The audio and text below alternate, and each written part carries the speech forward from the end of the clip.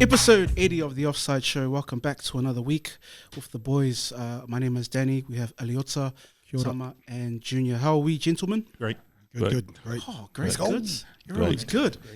Love it. Shout out to our sponsor, Falekava, Fale.Kava on all social media platforms.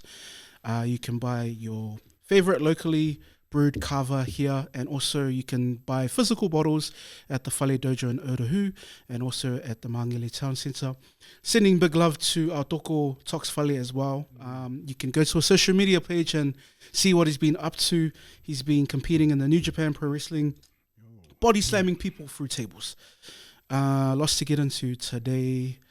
But thought we'll open with like a really cool, positive story. And you've touched on this previously with our revisionist history topic, but us as Pacific people setting trends with our technology, our science, our sports. This was an article that came through from the ABC Pacific. More than 120 years ago, a 14-year-old boy from the Solomon Islands dived into a Sydney pool and changed the world, the way the world swims forever. And I'm just going to read the prompts a bit further. On an autumn morning in 1901, a 14-year-old boy named Alick Wickham dived into a Sydney pool and swam a race that would change the course of sporting history. And basically in this article, it talks about the freestyle swimming that he brought to Australia, which impacted the world, which is one of the biggest Olympic sports and one of the biggest sports in the world. But you've talked about this before. Oos, what's your thoughts on this? What's your take on this? Like you said, it's a really good, positive story. Solomon Islands, basically the invention of freestyle swimming is credited to Pacific people. And it's a wonderful story. And this dude was only a kid, so he came to Australia as a child. And no one in Australia had ever seen freestyle before. So he'd obviously learned that in the Solomon Islands. So everyone in the Solomon Islands and the Pacific are doing freestyle, and the Balangis in Australia had never seen it before. So it's one of the things that we don't look into. You know, we always talk about the navigation and the sailing, but the mastery of the ocean was not just navigation and sailing. Like Pacific people invented surfing, body surfing, swimming, freestyle swimming, deep sea diving, all of these things they were doing in the largest ocean in the world. So they were doing it to an extent that no one else in the world could do, because that's the largest ocean in the world. Yeah. So it's a really cool story. It's just really cool because he was a child. He was a child bringing over what a style that they were swimming in the islands. And at that same time was Duke Kahanamoku, who walked into a open freestyle qualification in Hawaii, and he broke the world record by 5 seconds in his very first swim, you know, and they were shocked, and they wouldn't give him credit for it, so they invited him to trial for the American team. He ends up winning the gold medal in a world record time. So that's in 1912. So around that same time, the greatest swimmers in the world were all Pacific people. Yeah. And no, it's a really cool story. And Duke went on to, I think, win 3 gold medals. He ended up being in 30 Hollywood movies. And then, you know, we have the stories of Taima and Tila Whainga, who brought tattooing to the bigger islands from Fiti in American Samoa. And they swam. You know, they swam. You have the story of Hine Popo, who is the first person to swim the Cook Strait in Aotearoa, New Zealand, which is a 90-kilometer swim from Kapiti Island to Deville Island, which is originally known as Rangitoto ki te Tonga. That's the name of Deville Island. And just, you know, swimming was everywhere in the Pacific, you know. And also remember Augustine Kramer wrote 200 years ago that the way people were traveling between Upolu and Savaii was not by boat, they were swimming. They were tying coconuts around because coconuts are buoyant, and they used to swim across, and the majority of the swimmers between Upolu and Savaii were women. And so, of course, Hine Popo, woman, Taima, Tila Whainga. So swimming was something that our Pacific people were doing. Freestyle swimming is one of the inventions that Pacific people gave to the world. Now it's, like you said, it's in the Olympics. It's worth 24 gold medals. Massive sport. Yeah, massive sport. Surfing is now in the Olympics. So when we talk about Pacific navigators, just don't limit our Pacific people to navigation. you know, their mastery of the ocean was extensive, and it includes so many other things. Even when they came to the Pacific, they couldn't believe how many animals they knew, between 500 and 1,000 sea animals, more than anywhere else in the world. So it's a really cool story to remind us how brilliant our ancestors were, and to encourage us to go learn how to swim. You know, that's something that we invented, and it's a skill that we should have. And it's crazy in Samoa, like barely no one knows how to swim, and we are on an island, like a small island. And so reclaim our inventions, and one of our great inventions is freestyle swimming. It sounds like back then it was pretty much not even foreign to us, but it was as normal as the land. Absolutely. And I was just reading further into this article. Gary Osmond, who's a sports historian, says there were all kinds of what we would now see as wacky, eccentric things going on in the pool. And he was talking about the styles. So it took a little Solomon Island boy to come along and school them. And obviously he won all these races. How did we lose, I guess, control of this? Like, we could probably talk about colonization and globalization. Absolutely. But like, yeah. Colonization is a big thing. Christianity was a big thing. Like, they banned going to the oceans. You know, so that disconnection there, we lost a lot of skill there. And the fear, you know, we got into movies. Sharks are scary now. Right, media. Media, you know, Jaws, all that shit. So, yeah, but there's plenty of accounts by Palangis, Russian, French, and all of that, when they go into the islands and they see that the Pacific people are only allowed in their homes. They're not allowed to go into the forest. They're not allowed. So like the Paul Siva, the night dancing in the forest, banned. Surfing, banned. So you're not allowed to go to the ocean. Surfing, chants, banned. Swimming in the ocean, banned. Okay, so these are things that we used to do all the time, and it was banned by Christians and Christianity. And then again, like they called it like the smell of death. You know, the Russians described it in Tahiti. It was like the smell of death after the massacres. If anybody who didn't believe in Christianity massacred, but you were restricted to your own homes and your villages. You couldn't go anywhere, so you lose the disconnection with nature. And but this is a great story. You see how like it never dies. The story's there. Yeah, you know, it's as if, you know, we got to go through the bad stuff to actually reclaim everything and hopefully make it stronger. But it's there. And it's a really cool story, you know, just this was a normal thing. Everybody was a good swimmer. And don't forget that these guys taught the world. Alick Wickham, Duke Kahanamoku. There's a statue of Duke Kahanamoku in New South Wales. There's a statue of his board in Christchurch because they remember him when he came. It was a massive occasion. He is recognized in Australia for teaching Australia how to surf. First time they ever saw surfing, and teaching them how to make boards.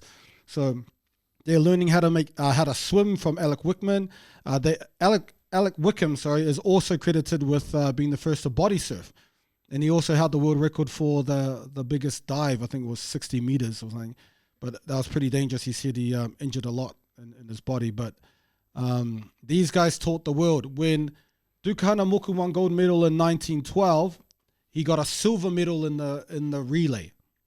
Now the world record holder gets a silver medal in the relay. That's how shit the rest of the American swimmers were. You know, he's the world record holder by a lot, and they brought him right down to a silver medal. And so what happened is the American swim team, they all learned what freestyle swimming was off Duke. And, you know, he ends up making them better. His brother also, I think, had a bronze. And he missed the 2016 Olympics because of the war, and won a gold again in 2020. That's 3 Olympics. That's Usain Bolt shit that he would have had gold medals. So, man, our people have always been trailblazers, man. Our people have been original, creative. You know, that's something we invented. That's a Pacific invention, you know, and it's a really good story to remind us, especially our kids, man, that that's us. That's one of the inventions of many. It's one thing, like, having lived in Australia for a bit, that we don't acknowledge, because there's such a heavy surf culture there on the coastlines of Sydney down to Melbourne, even up to Queensland as well. You know, they pride themselves, like they've got a lot of world champion surfers, but a lot of the Pacific Island people that settle there don't actually acknowledge that that's their sport too. Yeah. And they can definitely get out there and swim, apart from playing footy on the football fields, which is great as well. Right. competing in the boxing ring, but there's also water sports as well. And one thing that buzzes me out, you just brought it up, and I know you've said this again, but just how intelligent our people were to use coconuts for buoyancy, to travel. Like, yes, it's a given that physically very gifted, but then the intelligence to go, okay, we're going to travel this far, set up our coconuts, rest for a bit, continue traveling. Like, that's not science. That's our people doing that. I mean, it's our own science, but yeah, and it's natural science. It's ingenious, and it's freedom as well. You know, like when you know how to use nature and you know all the sciences in nature, you can travel. Like, technically, why does the Auckland airport have to be the only place to come into New Zealand? Yeah. Like, if you know how to sail and you know how to swim, shit, you know. And they're also using the kelp. I think that's what Hinepopo used, is a buoyant seaweed.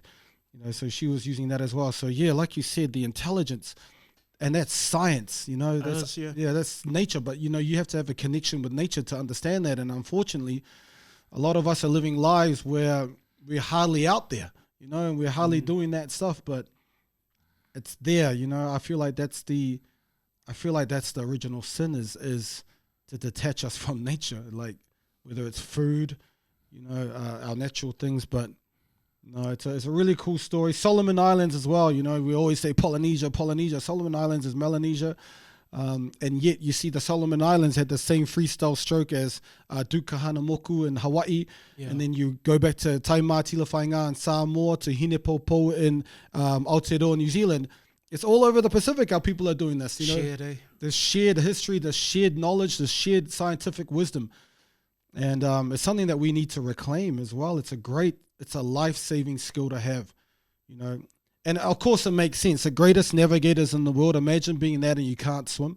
And this is one thing about Cook and his crew didn't know how to swim. That was cool, man. Good throwback to, I mean, you know, you spoke on this previously before and you schooled us on this, but it's always nice to see it out a bit more in the public sphere as well. So just remember, get to the pools, guys, get to the water, get to the real water. Moving along to a topic that's been pretty, how do I address this? The Tinder Swindler. This has been crack up. This has been hilarious. If you're not from Australia, New Zealand, I'm probably sure you've seen it on TikTok, but there is a guy here. Well, there's plenty of guys here, but there's this one who is officially Tongan, because it says on his passport, who is the Tinder Swindler. And I'm just going to read a bit of this. Cass thought she found the man of her dreams, only to end up pregnant and stranded on the other side of the world. As it turns out, she wasn't the only victim of this international Tinder swindler. And this is about a man who has the con name of Marcus, but has been hooking up with various women on dating apps, and dressing up in a lot of different attire, from a soldier to a twin to many other things. But any thoughts on this, Us? No. Just be careful out there. I don't know, bro. I've never seen that to that extent, but what do you think? Come on, guys. You guys never used dating apps before? No, never. Oh, wow. Unless you call like Facebook a dating app. You know, it can. DMs. Messenger used to be a dating app. Oh, remember? bro. MSN. Yeah. Bebo, give me a heart. I thought this was crack up. The kind of initial thing was, the first thing I saw was this. I was like, okay, typical guy, playing up. I was like, yeah, we all know that. Like, I've got friends and cousins that have done that shit. And then the kind of secondary observational take was the arguments online, because this was before anything was kind of made public, but it was him, whether he was Samoan or Tongan. That's what I was seeing on my timeline, was like a lot of people saying, oh, he's Tongan or he's Samoan. Yeah, but for both reasons, because, you know, there's a lot of dudes going, the man, you know, like, yeah, you know. Is he the man, though? Well, he got caught, bro. Like, you know, that's not good skills. You know? I think this is the thing with like what is it? What's the new thing? Because women do this and they're seen as sluts, right? And that's kind of changed with like how impactful feminist movements have been over the past 10 to 20 years, where they're kind of empowering themselves to do very similar things. But guys have been doing this shit for a long time. And I don't know if, like, do I look at it and go, you're the man? I'm like, it's like a bit of a dirtbag. Like, if that's the life you want to choose. Because what happens, and I've got a lot of cousins like this. What happens is you leave a long laundry list of just bullshit with the other person. But then also if there's kids involved and they become a trauma to all the shit that's happening because you become a deadbeat dad, it's like, there's that part. Maybe it's the addiction. He probably got an addiction, you know. Sex addiction? A particular addiction, a particular habit that, you know, he would do it every time he wants that throw, you know. So it might be using the throw in a negative way. So that's the whole, mental breakdown, you know. I mean, people does it, and that's where it's like shoplifting. You know, you go to the shop and you go, oh yeah, let me beat the, shopkeeper. You know, your throw is not to get caught. You know, so to me, it's more of it's like an addiction. You know, you want that throw back. So what's the Tiger Woods like? Wasn't there something with Tiger Woods where he had like a sex addiction or some shit? Yeah, a sex addiction where, it was like lots of. What was it? It was like lots of married women in that. Oh, he was married himself, but it was just lots of ladies that he was hooking up with. Just morally bankrupt. Yeah, just morally bankrupt. Like that's. Yeah, I mean, there's a child involved. You brought a human into the world. Well, apparently there's more than one. Oh yeah, like 8 or something. Yeah. I mean, yeah, we can laugh at it and all of that. Like, I mean, it does make for great comedy. It's just sad. It's just sad. It's just sad. Yeah. Is this a product of hurt people? Is this a guy that's been hurt? He's fucking 41, bro. He should have dealt with all that shit already. Yeah. And yeah, like you said before, it's hard for single mothers, bro. Like, I know because I got nephews and shit. Yeah, and but then again, like, whose fault then? You can't just say it's his. Like, there has to be some depth that you're looking for in a partner. Not the superficiality of good looks. Sometimes you got to go deep into a relationship, like date and get to know someone better, and and it's like it's a bit of both, bro. And I don't want to come across like, oh, you're blaming her and that, but nah, there's two sides. Like, what's the dude's old good adage? looking? Huh? Dude's good looking, Pause. right? So he's just I was just like, but to your point though, like I mean, there's two parties that come to it, right? And yeah, for a lot of women of that age, like, because he's what did he say? He said it was like 31 or something. Yeah, he said it was 10 years younger, but what's crazy is he could pass as 10 years younger. Hey, like them good island genes, bro. Yeah, bro. Ladies love those good island genes.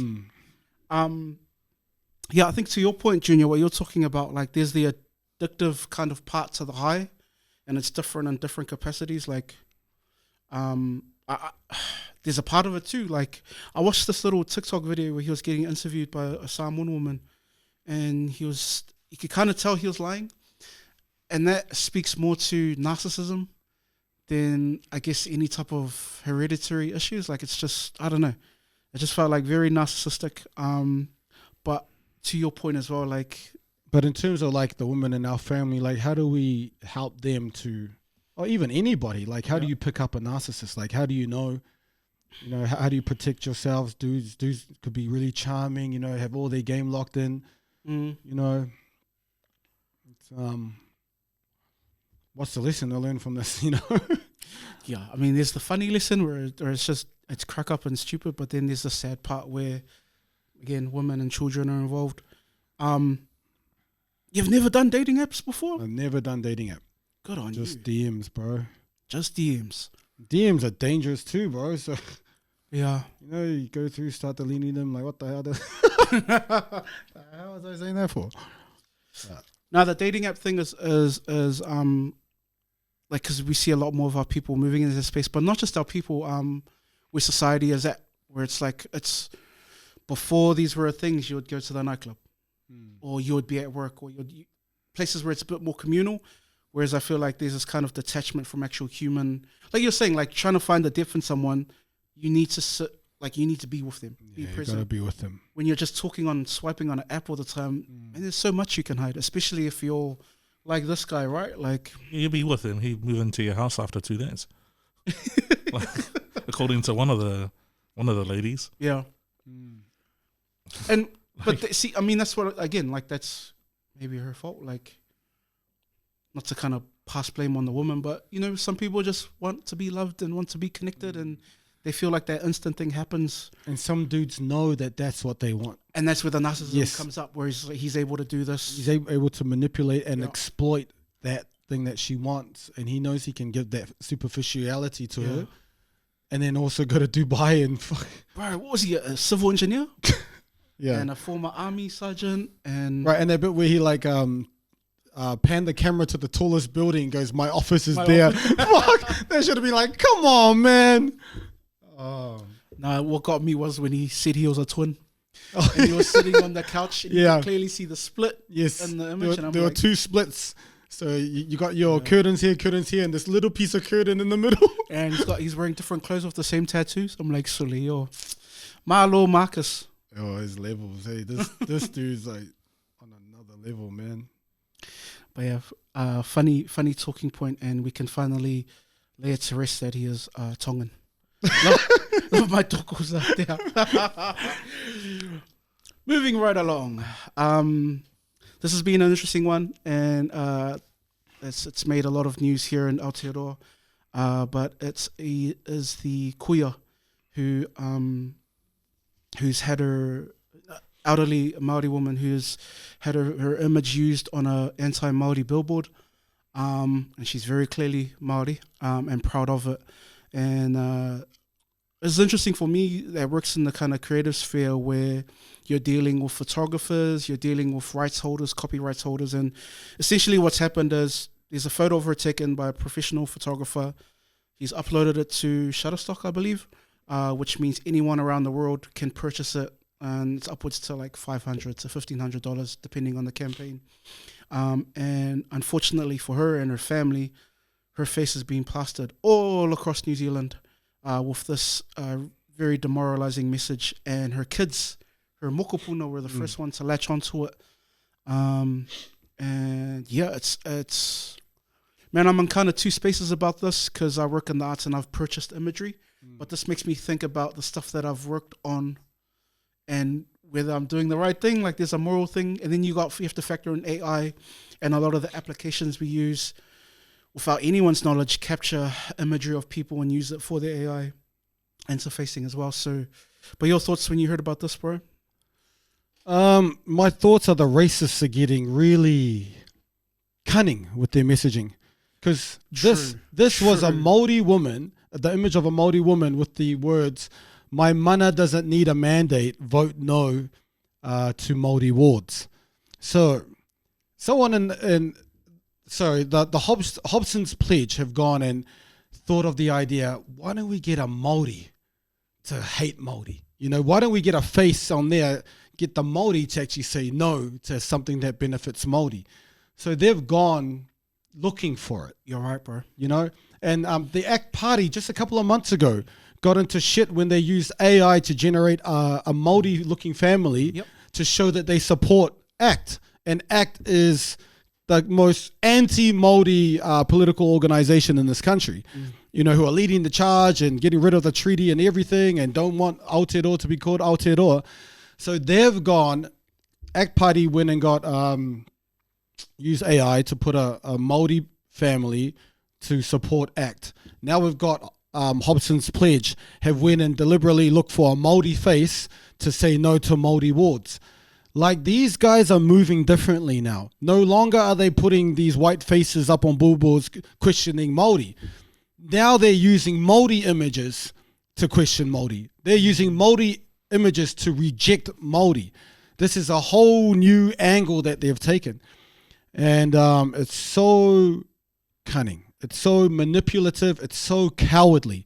These white fucks can't even just put their own fucking faces and stand up and shout their own heart. It's pussy, bro. It's pussy ass cowardly bullshit. They've went and gone and got a Maori queer, an elderly Maori too, an elderly Maori woman. Why don't you get a fucking young Maori man's face up there? Yeah, because they know that's where our heartstrings will get tugged when it's about our elders. Yeah, but they know if that Maori woman comes out, it's probably going to be a soft response. True. If it's a young Maori man, you might get your head knocked off. Mm-hmm. You know what I mean? So they've gone and taken the so-called physically weakest and then try to exploit her. Yeah. They've gone and used AI to generate a fake one for ACT. Like, these guys are fucking pussies. You know, they're now using Māori to try and go against Māori because they're too fucking chicken to stand on their own shit. You know?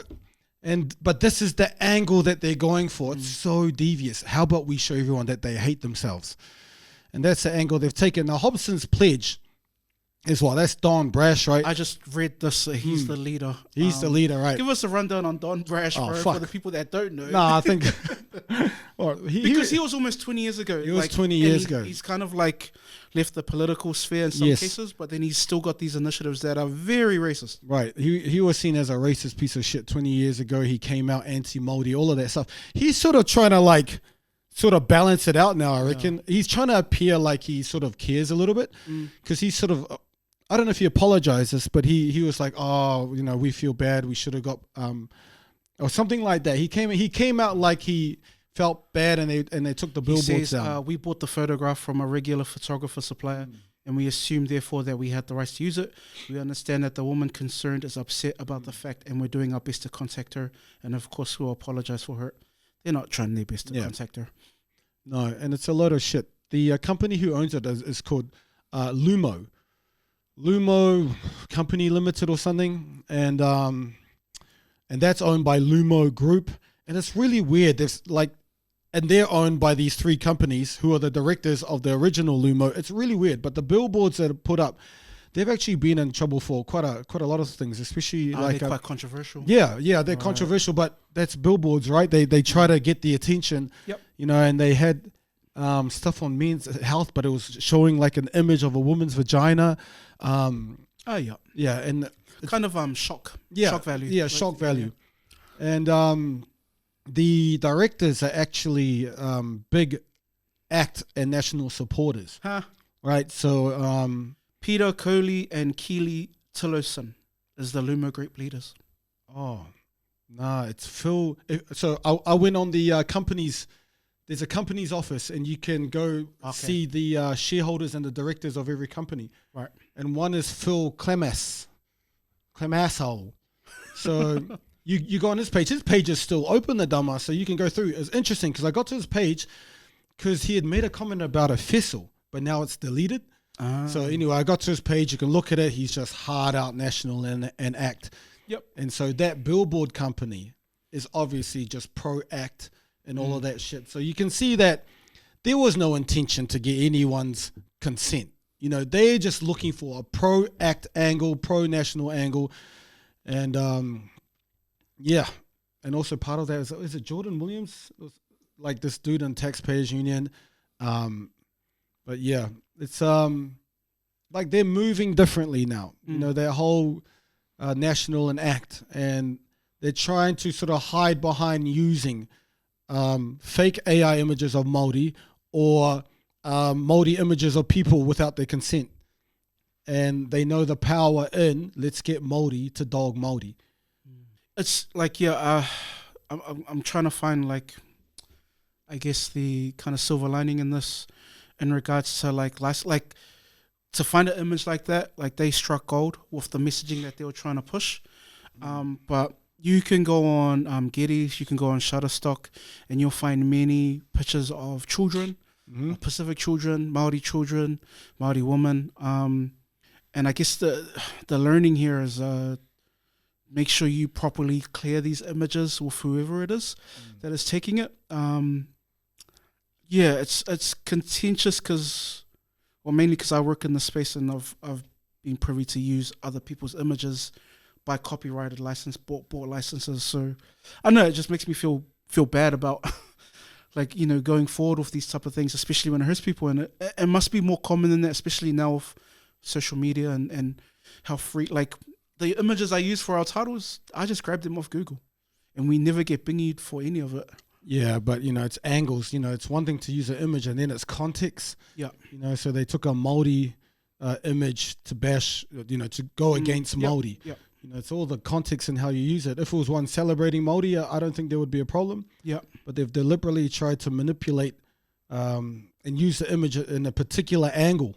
You know, and I think that's what was so fucked up about it. But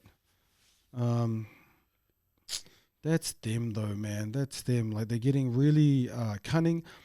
And it just shows, you know, it's not just these political parties. It's these companies and these corporations like Lumo, even the billboard companies in on it. You know, it's not just Hobson's Pledge. It's this billboard company that are owned by these hard-out acting national supporters. Like, we have to be aware and sort of like multi-dimensional in what we do.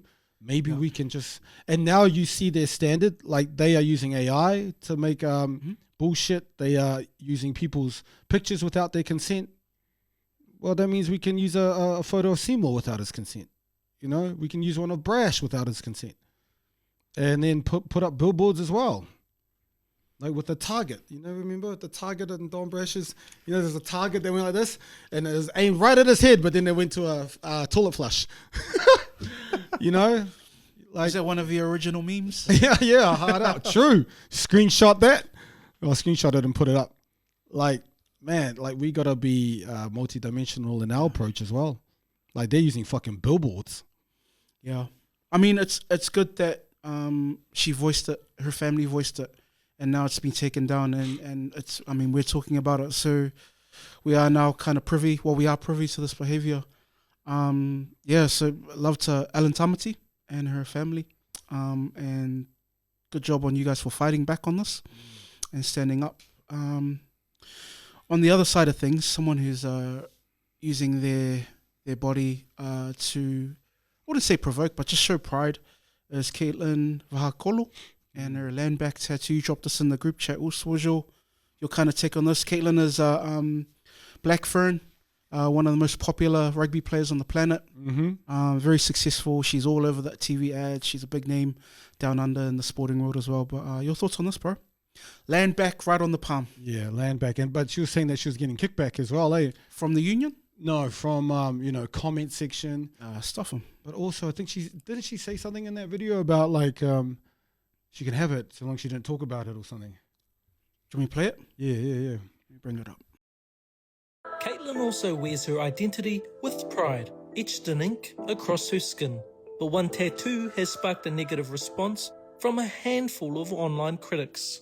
You got a tat and someone said that it was political or something, so yeah, what's your say on it, I guess? So I have a tattoo on the palm of my hand. It says land back. Land back is basically a term where you're trying to stand up for Indigenous people who have had their land stolen from them, and you just basically means give the land back. Yeah, and I think I didn't even say anything about it in any of my games or any of the interviews I've done in media for rugby, but because it's on my hand, and obviously when I'm playing and when I'm doing the haka, you can see it. I love that it's offended people, and I love that it's brought up a conversation that's obviously uncomfortable, but it's necessary. I just want to do anything I can to advocate for Indigenous people, not just Māori, but just Indigenous in general. I think I just want to honour that, and I think that my people, and not just my own, but like other Indigenous, deserve so much justice. And if there's anything I can do to encourage that, and also encourage those around me to advocate for that, it's really important to me. NZI has been really supportive though, and they... yeah, I mean, her body, her choice, right? Hard out. And it's really cool because there's a couple of things. First is the pro rugby player and using your platform. You know, having the courage and the guts to use your own platform to say whatever you want. Despite your own body. Yeah, your own body. Yeah, exactly. There's the platform there. But these rugby players, these professional athletes, they have big followers. I was having a look at Christopher Luxem when he won his, I think in botany. He had like 24,000 votes. Like Adi Savea's got 270,000 followers. You know, Brian To'o's got 350,000 followers. You know, these athletes have massive followers, like massive. They have a big community, you know, and they can really have a great influence on society and in issues, political issues, socio-economic issues like land back and the rights of Indigenous people, if they have the guts to stand up and say something about it, and if they still keep the main thing. It's one thing to have a big vocal political voice, but you still got to deliver on the field, you know. So that's why it's really cool. I love that part of this. I love the fact that she's more than an athlete. You know, she's able to delve into the political, socio-economic realm and the consciousness of her people. You know, it's one thing to tackle a person, but tackling injustice is a whole different thing. And the corporations want these athletes to be distracted. You know, they want the athletes to be superficial and shallow marshmallow, you know, just fucking sugary sweets, you know, with no nutritional substance, you know, no nutrition for the mind. And so it's really cool when you get an athlete. I love it when I see an athlete, you know, say something else, say something political, say something offensive, you know. And one that's at the top. At the top. She's a Black Fern. She'll be off to the World Cup. She's off to the World Cup this year. She's an amazing player as well. And then, so I love the fact that she has the guts and the audacity to stand up, have that tattooed. And then it's the actual thing she's saying is the land back. And that's really important. And a lot of Palangis get offended with that, land back, because land back also means wealth back. Land back means power back. And that is the fucking truth, because there's a lot of wealth in New Zealand that comes from the confiscation of Māori land, right? You look at the Myers family, which are a billionaire family, that's directly from confiscated Māori land. The Gibbs family, which billionaire family, directly from confiscated Māori land up north as well, where she's Ngāpuhi, which is up north as well. These billionaire families directly from confiscated Māori land, from the Settlements Act, which allowed for confiscating Māori land.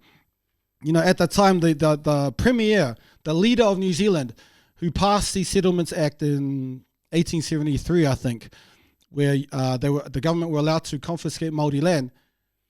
The premier took a shitload of confiscated land, and this dude named Thomas Russell got a lot of confiscated Māori land.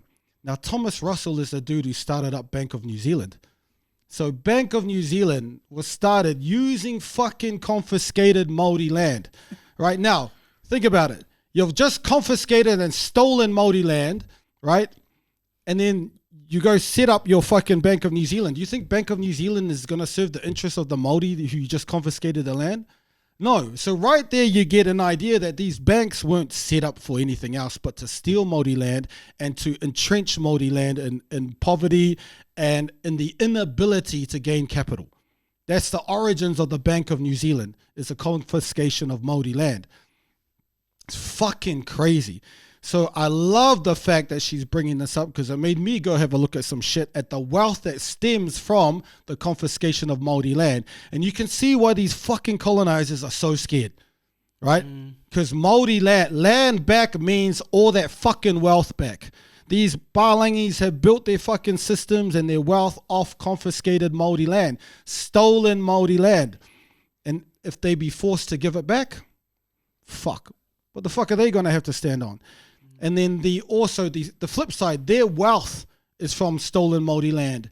And then the poverty and the trauma and the dispossession, what has that done for Māori over those same amount of years, 150 years? You know, it's a powerful statement. And I just hope that we keep talking to our youth about all of this, because maybe today it's the hand tattoo. Tomorrow the hand's going to grab the fucking land. And then maybe the next generation, they're going to grab the fucking colonizer and cut his head off and take the fucking land. Okay.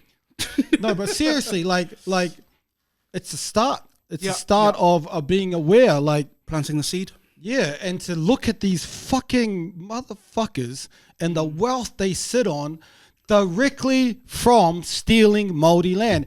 And you know what's crazy? You can even Google, is Myers family wealth from confiscated Māori land? You can just Google that sentence, or Gibbs family from Māori confiscated land, and Google goes, yes, it can be from that, blah blah blah. It's just crazy, man. Like, their wealth is directly from, and so many other Palangis here. And they talk about, oh man, we did it ourselves. It's so bullshit. And then you look at Bank of New Zealand and think, damn, fuck. I've never been Bank of New Zealand. You see, this is the thing. It's not just governments that should pay reparations. The corporations that benefited at the time, that still exist today, like Bank of New Zealand owe Māori some reparations. Fuck you. And that's my bank as well. Good luck with that loan, Oos. Bro, but it's crazy. Like, frozen bank account. but this is what her tattoo has done. Yeah. Like, I was like, holy shit, just like fucking wow. And also, you got to go to a TikTok page. I think it's racism shit.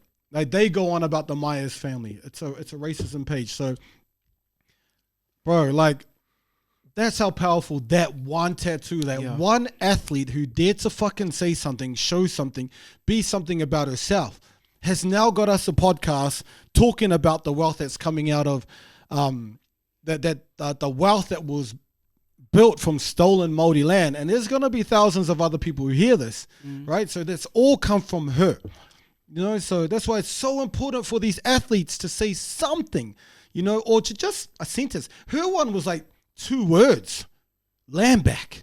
You know what I mean? And then all this information, holy shit, Bank of New Zealand, like. I like what she said in her interview as well, because it's one thing for Māori, but West Papua, there's Africa, right. There's a lot of there's Pacific, a lot. There's a lot. And she did say that, like, this is not just her own people, it's every other race that's been taken advantage of. Bro, and she, it's funny because while she's saying that she's not putting it out there and being as kind of aggressive of a protest, when you're doing the haka, when you're scoring tries, she scores a lot of tries, and you raise your arms, you're going to see that. It's going to be all over 30 cameras on the field, broadcasted to billions of people. So, yeah, great marketing, great strategy from her, but great fight. Yeah, just remember, though, like, Palangi's always cry victim. Oh, she's, like, showing it too much. Oh, she's so overly aggressive with it. They did the same thing with the Māori woman that did the haka. Right. Yeah, yes, exactly. Yeah, they feel like they're hurt and their fucking little feelings should count more than anything else, you know? Oh, I'm offended should count more than your land back. So fuck them. Don't worry about how it appears and how it might look. Just share what's in your heart and share what's in your soul. Have the guts to be who you are, and you'll be surprised what comes from just being who you are. Yep. Like this whole conversation is just from her being who she is. Yep. You know, she's not being overly aggressive or too submissive, too passive. You just be who you are, and you'll be surprised how far your light shines and how many people can see a bit better. Bars. Nah, good on her, man. What a legend. What a legend. Like, nah, but shit, look into the wealth from confiscated Māori land, and it's fucking billions. What does this do for a professional athlete when they're so strong? I mean, you know this because he got cancelled before cancelling was a thing. But for someone in her position, I believe she's got like an Adidas deal. There's a lot of money being pumped into her from big corporates. Right. There's a lot at risk for a lot of these players, like you mentioned, like Brian To'o, a lot of our other stars. But like, what's at risk? You know, like, because I feel like Ari Savea's been trying to say something, but he would rather do the talking on the field without being as, you know what I mean? You see, some people try to think about it too much. Right. You know, if I say this, then I might do. Just fucking be you. If you want to say it, say. If you don't, then step aside. Someone else will. You know, and that's why it's important for like us, you know, media and people to amplify and protect that person. Like I had to be loud with my shit because no one was saying shit. Yeah. You know, no one ever said shit. So I had to be loud, and I had to use some offensive stuff to upset the Jewish people in charge. Okay. But you got their attention, eh? Yeah. Well, I had to, right? Yeah. But you know, now they can it's sort of in some angles like Kyrie. You know, Kyrie Irving, it's sort of seen as a good thing when you're socially aware and you're doing like social good. You know, it can be seen as a good thing. I think it's more acceptable now. But I think, when we can talk about these issues, podcasts and other social media influencers can sort of do that work for her, you know. instead of her having to be so loud and vocal, she doesn't have to be on the front lines and screaming and that, because we can amplify that voice. So that way she keeps her livelihood and all of that. Because you're right, like there are corporations like Bank of New Zealand might not like that. Yeah. Was it economic duress? Yeah, hard out. Economic They're not going to give her a loan for her new house, bro. Oh, shit. Yeah, hard out. But, nah, man, you just shoot and you can make money from getting sacked as well. Like, it's a cool angle. Whoa, I'm the person who got sacked. The golden shake. Yeah, hard out. Right. Nah, good on it, man. And it's really cool. Land back is awesome, man. And what would happen? What would happen if the Myers family lost all their or the land that they stole? What happens if the Gibbs family lost all the land they stole? And it's really important because let's say you do get land back. Can you keep that land for generations? Have you taught your children, or have you relied on the colonial curriculum and the colonial system to teach them?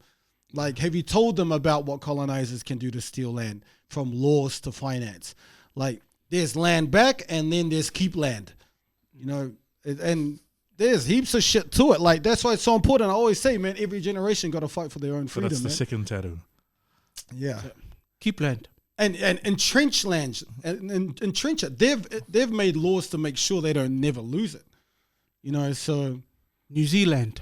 And that's why it's got to be multidimensional. Like you get the land back, but then you need some people in parliament to pass laws where you can never lose the land. Yeah. So the fight has to be multi-dimensional fight. You got to have your influencers, your politicians, your doctors, your shopkeepers. But that's why Maori, that's what they're great at doing this, because they've put their own people into position. Like, you'll find a Maori politician, you'll find a Maori lawyer, you'll find Maori developers. So they're up to the game, but they're still having to fight. Sticking with rugby, the British tour, British Lions tour in Australia, happened just over a week ago. We didn't talk much about it, because we talk more about rugby league, because it's a better sport. But no, this was massive, and there's a stat that came out: 5,472,000 TV viewers reached during Nine's Test match broadcast. Cap. You reckon? Yeah, bro. They had 92,000 at Melbourne Stadium. It's the Lions. It's the Lions. The Lions is once every 12 years. So the last time they've every 4 years, but once every 12 years to a nation. Yes, so once every 12 years to Australia. The next 4 years will be, next one's in New Zealand. Can you explain, for people that don't know much about rugby, but can you explain what the British Lions is? The British Lions is a combination of Ireland, Scotland, England, and Wales. They all come together. Yep, best of those four teams. They pick them on tour, and every 4 years they will go to, like this year, it was the Lions travel to Australia. In 4 years' time, the Lions will go to New Zealand. 4 years after that, the Lions will go to South Africa. 4 years after that, the Lions go back to Australia. Yeah. Okay, so every 4 years, they tour the three big Southern Hemisphere countries in rugby. And as a kid living in New Zealand, that was massive. It's akin to a World Cup when the British Lions are coming. It's huge. Massive, yes. It's huge. It's seen as once in a lifetime for a player. So you do whatever you can to play the game, because they only come in once every 12 years. Yeah. And so that's why those numbers, they might be good. Yep. But that is once every 12 years, so of course those numbers are going to be amplified. And the other big thing about the Lions is they bring this massive entourage with them. Yeah. The players, there's a huge amount of players, there's a huge amount of stars, but they bring this massive barmy army, this huge supporting base. And they are traveling fans like, England, Ireland, Scotland, and Wales. They all have their huge supporters each, right? And it's remember, rugby in the Northern Hemisphere is for the wealthy. It's a rich person sport, and rugby league was seen as for the workers. So it's still that way. Rugby union is still very private school. The fans of upper echelon, wealthy, and they're the traveling fans. They're the fans who can travel. It's the fans that can travel, but when you're a hosting nation, that's an economy booster too. Mm-hmm. Absolutely. That's why they want them to come. Yeah, because the stat here is it says 40,000 British Irish Lions fans were in Australia during that 2-month excursion. I think it's more, man. It'll be about 100,000. It's crazy. It's crazy what they bring. Crazy. Yes, and they're fanatics. And they're not. These are traveling people staying at for 4 or 5 weeks. Yes. Crazy. So it's massive money. Oh, here it is. An injection of 200 million into the Australian economy. Yep. But again, once in 12 years. So I'm sure those figures are a lot, but that's once in 12 years that they will come. So, of course, it's going to garner extraordinary numbers, but it's not realistic, in terms of the popularity of the sport. Yeah. Well, by all means, I hope it'll be great if it's popular, because Pacific people like Samoans, Tongans are great at rugby. Like, when we talk about how league is awesome, like, we still want the success of rugby. I still want to see these opportunities that our people are awesome at. That's more money for our people.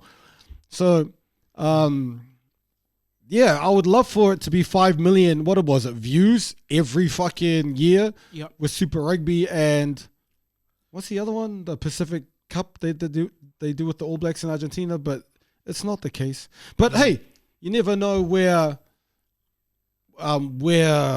something, where the spark comes from. Yeah, that's kind of the hope on this for rugby down under, is that it's being viewed a lot. And another, I talked about this off podcast, but the people that were most talked about in this Lions campaign was the Tongan and Samoan from the British Irish Lions, and the Tongan and Samoan in the Australian team. Yes. And they were massive talking points because obviously they were competing players, but they competed strongly as well. Well, Smith fucked up the first test. Like the Australian coach, like, let's be honest, it was so Balangi. Yep. That team was all Balangi except for Suali'i and the 12. Bringing scouts in and Tupo. Yeah, bringing scout, and they brought in another dude. I think he got injured. The prope. Yeah. Oh no, the dude with the afro. Yeah, he's a hooker or prop? No, he's a 6. Sorry, man, I feel bad. But he's awesome too. But the Australian team, when they were good, like, half the team would be brown. Like, and that's facts. And like, I played in England. Like, and we'll talk about Jim Hamilton, right? But honestly, the Europeans think the Islanders are the fucking goats. Like, seriously. Like, they're not scared of other white people. They fucking play rugby with them.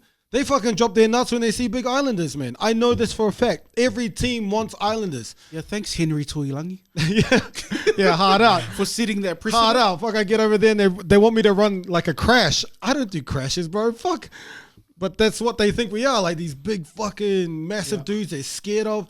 And then they fly all the way here to Australia and they play white guys. Happy days. Sweet. And then you bring in Skelton. A monster. Holy shit. And then you bring in Tupo. Again, another monster. Yeah. Like, Australia have the players, and this is the problem, is coaches fucking ruin it. They select these shit teams. Even like just for popularity wise of your sport, why would you pick all Palangis? Like, it doesn't sell. The most entertaining, the strongest, the biggest hitters, whatever, are fucking Islanders. You're trying to make sure your sport survives against NRL, which is 50% Islanders, massive hits, massive runs, and you're going with all of this fucking mayonnaise. It's crazy, man. And so they got wasted that first test. Yeah. Like, it could have been a 30, 40-point blowout. Then they go get the brothers. Just lose that in that last minute. They go get the brothers. The Toko Uzos. Right. And then, fuck, they easily win the last test. Like, I hope it, I hope rugby grows, because that is an avenue for our people, and our people are great at it. I want to see our people get money, get these opportunities. And, hey, there's no way Skelton's not getting picked anymore. Gosh. What a monster. What an impact he made as well. I watched that last test. Right.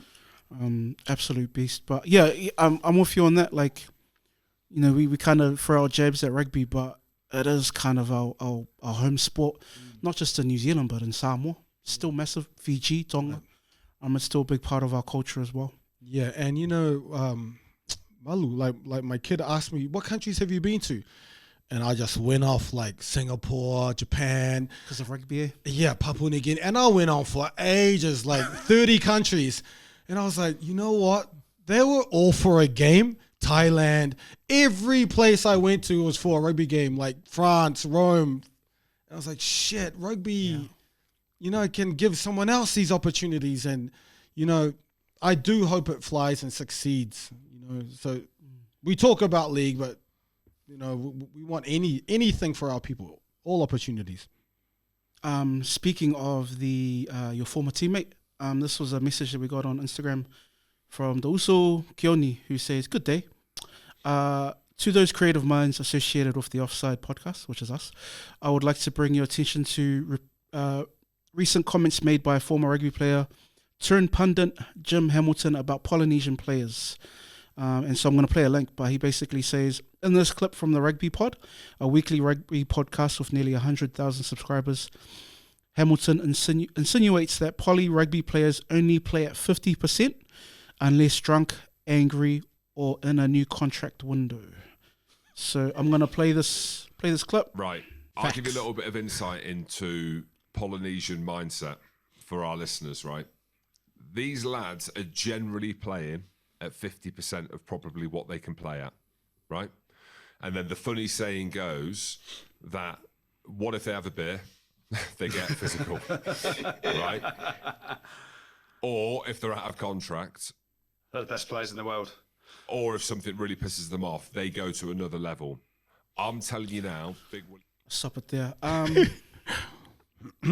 Your former Teammate, bro? Good old Jim. Yeah, your thoughts on this, bro? Yeah. I mean, he's not completely wrong.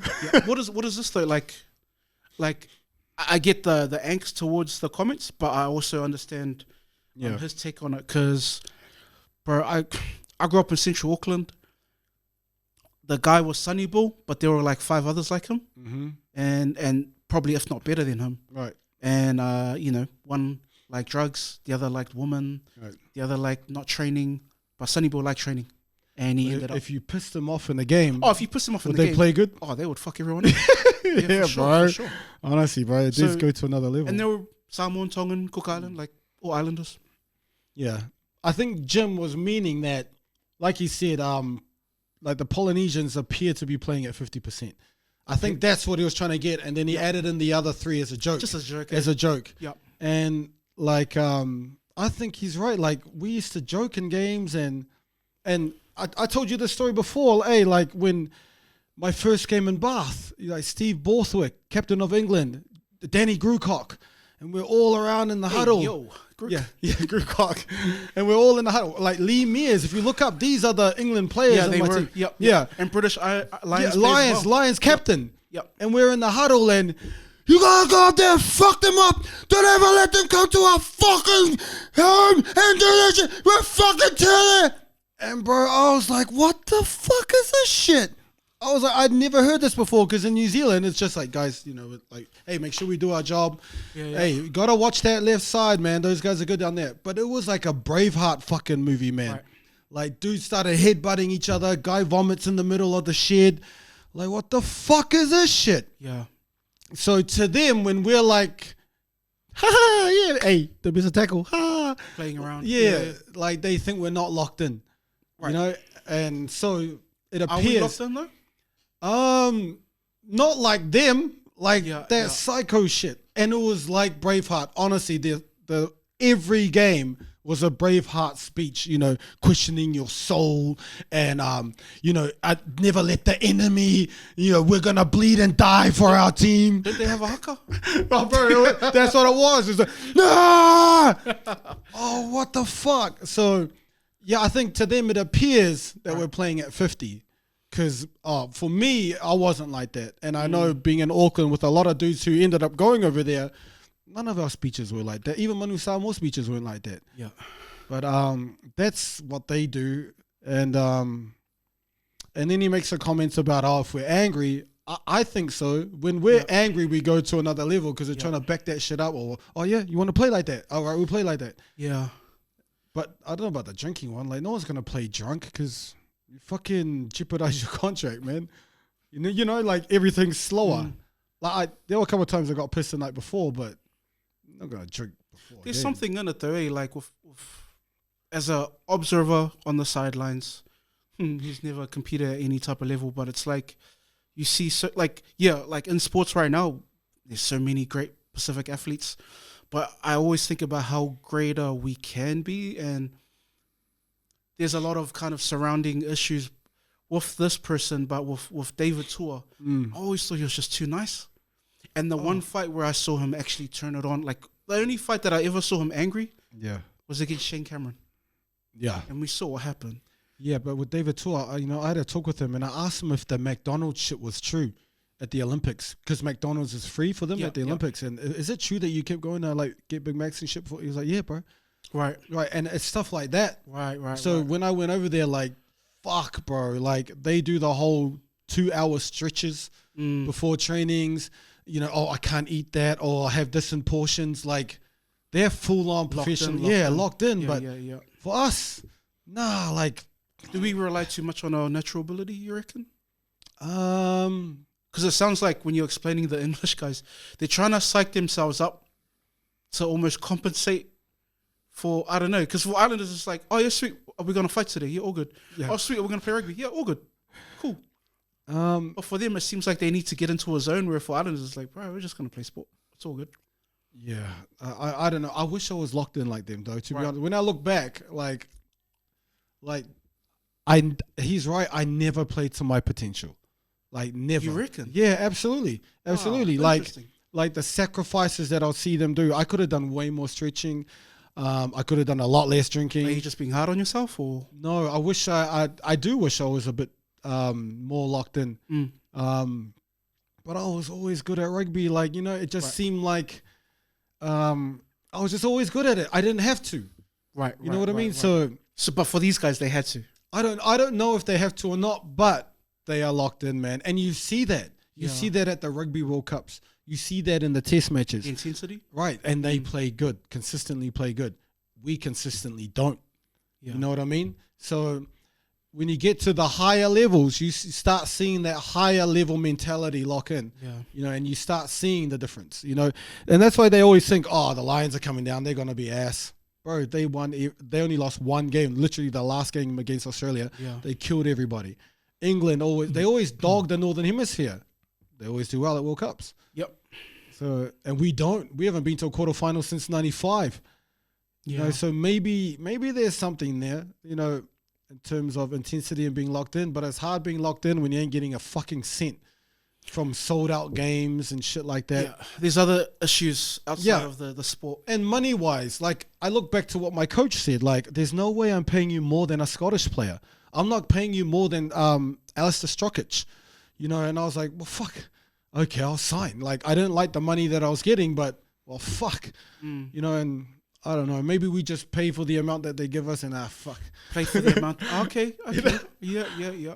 I don't know, but I think what he meant was a nice thing, like good is the dude next to him, and he says, was that the former number 10? Yes. Yes. And he says, bro, they'll be the best players in the world, because you know all the players who go over there, they're the best players. That's why that 2011 team was special, because we literally had all the best players from Northern Hemisphere. Like Leicester's best players were one team, Gloucester's best players on one team. Like we were all the best players over there, and like there's a lot of truth to it. We would be the best players, but it's not just that shit. It's all the. So there's that makes more sense. So there's more surrounding factors. It almost feels like, not to kind of discredit any of the Pacific athletes, but it feels like sport's not the be all end all. It appears that way. But it might be. It might be just because of the way we joke. We have fun and we're close with our mates, and you know, and like the Fijian players they're so like, you know, you need a place to stay. You accommodating. Yeah, they always bring that kava and stuff like that. So it's more of a communal kind of what would you call it? More of a gathering type of thing versus I'm going to go kill these guys on the other side of the world type of thing. Oh, bro, and I'll be in the ruck. And like we're having a laugh with Seilala in the ruck hills. And I remember getting caught really bad and then going to Lala, who's on the other team. My neck, wait. And then he clears out my teammate just to make sure I'm all right. Sorry, he cleared out his teammate to make sure I'm okay and fixes me up. And I was going, thanks, Us. You know, like we never approached this like that was our enemy. That makes Yeah. And so I'll never forget that. Like Seilala clearing out his teammate because I screamed at him, bro, my neck. Like, so, like we just... I think it's just playtime. Yeah, because it's something we've done since we were 5. Yeah, you know, like kind of how, you know, like sparring, for example, how you just... Play fight, basically. Yeah. I think like Islanders in sports, a lot of it's just playtime, man. Well, I bring up the example of David Tor because it felt like a lot of his fights were playtime because they didn't last very long. But he never looked like I'm gonna go and kill you. It was I'm just here to box. I mean, not that you're not putting in the effort, because obviously you got a signed contract and you're making, you know, like you're meeting your KPIs. But that's the thing though. I wish I had KPIs. I wish I looked at it as an opportunity for intergenerational wealth. Yep. I never looked at it like that. You're under economic duress. And you know what? You say it all the time. Well, I didn't have that vision. Like, maybe they're locked in on that shit. Like, they know about all that shit. Like, and plus, like, say for Manu Samoa, for example, like, you guys are worried about the reffing on the field. We're worried about a lot of things. So you can't be you can't be as fully locked in as you want to. True. The thing is, like, after living life a bit more, we can be. And that's what I wish, like, you know, instead of making that an excuse, that should have been like more of a motivator to do more. Whereas at the time we're sort of seeing ourselves as victims, which we were, but we can also see ourselves as game changers. You know, so I mean, I guess that's what your teammate was referring to, just those limiters. Because he was in our team when we had Katelyn Vaha'akolo. Hey, right. Only for the Golo, baby! And bro, like a table load of Kabasi and Coke, like, you see, I can see why that's a big thing with Jim. You know, like apparently Bandiaki does the same. Like a lot of shouts everyone. Yeah, shouts everyone, and you know, so. I mean, I can take those kind of same sentiments. I always like my team's the New Zealand Warriors, and at their peak in 2002, there was that one team where Ali Laotiri was the Michael Jordan, but there was that issue when Daniel Anderson, their coach, a Baalangi coach from Australia, came in, and the Island boys didn't like the way he coached because he was pretty much what you're saying, in their face, trying to get them kind of hyped up. And there was kind of this dispersal that happened where they were like, nah, you're going a bit overboard, mate. But it seems like he was only trying to get the best out of them, and you kind of saw it because they got to the grand final and a semi-final as well. So yeah, so he probably felt, man, they're only giving 50% of what they can give because they don't act like these white guys. Like, that's just not us, you know, sitting there like that's not us. So it seems like we're not locked in, but bro, it's just different styles. And who's the most locked in Pacific athlete that you've kind of? I've got one that's like in my brain right now, who was super locked in. I don't know. Maybe game day. Seymour was quite locked in. Satiti? Yeah, he was locked in, but he was, because he said things like on our day off, don't go walking around the city. So we'll be in Rome and London. Stay in your room. The fuck? I'll be like, the fuck? Because this is true, and I didn't even think about it, but bro, you go walking around for like 4 hours, you're fucking tired the next day, bro. Your legs are sore and shit. Yeah. But because you're in London you're in London. You're in London. You know, you get 1 day off. And so you go walking for 4 hours, 5 hours, 6 hours. Same thing in Rome. But like when he said that still sticks in my head. Like we weren't even allowed to go for a walk. Like, stay in your rooms. Like, that's pretty locked in, man. Yeah. One guy who I think is super locked in. There's Sonny Bill. I think over the course of his career was quite locked in, which saw him achieve boxing titles, World Cups, everything. But my favorite Pacific athlete right now, and when we want to talk locked in, it's Jaya Potaya. Talked about him heaps, but bro, that guy's so intense. Yes. And he loves boxing. And it's like it's a weird thing when you love the sport so much that you dedicate everything to it. But yeah, he's probably the most locked in. There's another one, Johnny Fa'amatuinu. Yeah. And people who don't drink. People who have never had a drink, and they have a lot. He had 16 years. He had like nearly double what I had, and he doesn't drink. Like, I think not drinking is being locked in. Like, having these high standards before you go into rugby, it really benefits your rugby career. Was he Harold Christian? No, not hard out, to be honest, but I think it was like he just didn't like something in this household. Like, Yeah. But like his brother drinks. But he was so locked in, wouldn't even take a sip. Yeah. And I look back now and like, man, that's some really good shit. Like, I could have toned it down. You know, I didn't have to like completely not drink. And you see, it's funny you bring up Ali. I had to talk with Ali, and Ali's like, bro, had I saved, if I saved, you know, if we like appreciated what we had at the time, man. Yep.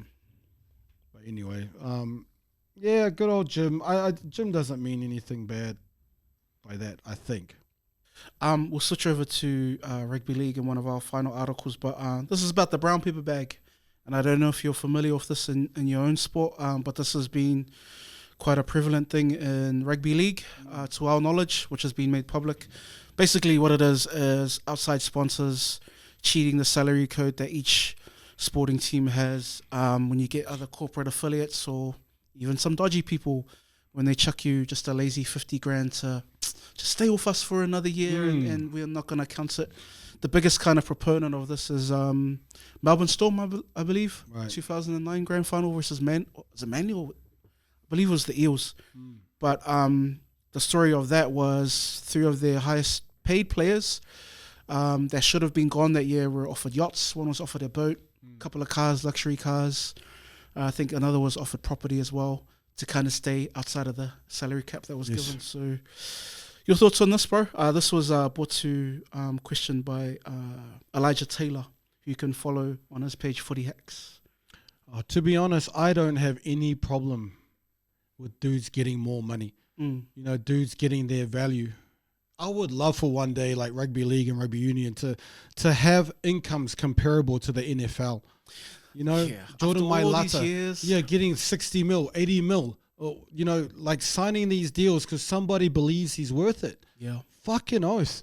And, you know, the NRL, with 50% of the NRL being Pacific people, the only one who's going to benefit from more money is going to be Pacific people. Yep. The ones who are not going to benefit, if you decrease the salary cap and make it tight ass, it's going to be our people. And you look at Penrith, for example, the salary cap right now, in order for Penrith to stay in the salary cap, what have they done? They got rid of Luai, they got rid of Kikau, they got rid of Crichton, because if they paid them what they were worth, they'll be over the salary cap. But they paid Edwards what he's worth. They paid Yeo what he's worth. They paid the fucking halfback Cleary what he's worth. Yeah. So you see, the low salary cap has benefited those players. They get to stay in their hometown. The best winger in the world gets a quarter of his actual worth. Unbelievable. You know? And so because of the small salary cap, they kept the Palangi players with big money, and they kept the Samoan player on shit money. And the other Samoans, they were all Islanders who left. Yeah. Spencer Leniu, Coruscant, all the brown guys left in order to stay under the salary cap. And the one brown guy who stayed is so undervalued. He was also rated by the players the best player in the State Origin Series. He's the best player in the State Origin Series, best winger arguably now ever. Of all time. And he's a major culture player. So he is the defining culture of his team. He embraces everybody. He's so warming and loving, humorous. Yep. And then delivers. And one of those players are invaluable. Yeah. Right? Because they're a benefit to you on the field and they're a benefit to you culturally. And he is the cheapest player in that team. Absolute fucking bullshit. So this low salary cap has done that. They got rid of the brown players, and the one brown player they kept, they paid him peanuts. Well, in the meantime, they paid awesome money to all the Palangi guys. So for me, fuck it. If you can get some side money, good on you to the Pacific dudes. Good on you. Just don't get caught. Make sure there's all these people in the way, and you can blame it on your agent or whatever. Offshore banking, Swiss bank accounts. You know, if you're offered a boat, sell it straight away. You know, just make sure there's no paper trail. Oh no, the ATO. Oh, the tax, the Australian tax, like those guys. Form shell companies. Well, LLs, okay, look through companies and make the company have 5 subsidiaries, and then you have a share in the 5th subsidiary, so it's untraceable. Then to put it in a trust and have all these. You're the director and the anti-director and. Hey, we're just playing the Palangi game, man. Yeah, bro. Fuck. Like Lumo Limited Company, Lumo Company Group, Lumo Group Limited. And each of the 3 directors of Lumo Limited had shares in this other. Oh, fucking hell. Like, I'm all for Pacific dudes getting more money, bro. They're worth it. They're the ones who are fucking not getting their worth under the current salary cap. You know, and there was that one of, did you see that video of, is it the Tongan guy who said he had to go collect cans? Oh, yes, that's Katoa. Yeah, Katoa, he had to collect cans while he was on 50K. Yeah. 50K would have been the lowest. Yep. You know, and this dude was a star on the wing. Is a star. Plays for Tonga. Is a starting Tonga winger. He's an absolute star. He's a beast. And he's collecting cans and shit to try and earn more money because he's on the cheapest contract. So, man, I don't give a fuck. If you increase the salary cap, honestly, like Cleary and the Palangis will get more, but To'o's going to get more. Like, that's all I want. I don't give a fuck about them, bro. Just want more Pacific people because, you know, these dudes, they're getting more business savvy. They're investing in social media. They, you know, so they're going to have some political influence, socio-economic influence. They're hiring their mates to do the camera stuff, you know. So I would love these guys to get more money because, you know, that money is gonna spread into more influence and more jobs, you know, like do what the Indians do because we all know an Indian pack and save because every fucking work is Indian, right? So when you do your social media podcast companies, you know, have the Samoans or the Tongans behind the cameras, behind the laptops, behind the mics, you know. So for me, man, the more they get, the better. It's interesting when you brought up the salary, like when you said you wish that the salaries in our sports over here were the same to the NFL. Like I've been thinking about that for ages. Fuck yeah. Considering the game that you guys play, Yeah. like not to kind of shit on American sports, but man, rugby and rugby league players they're no jokes, bro. Like that shit's hard, bro. Yeah, and that's why they limited it. I reckon it's deliberate. Like, you know, doctors can go for whatever. Fucking, you know, like pack and save corporations, they can go for the Myers family, they can go into the billions. But the sports that we play, salary caps.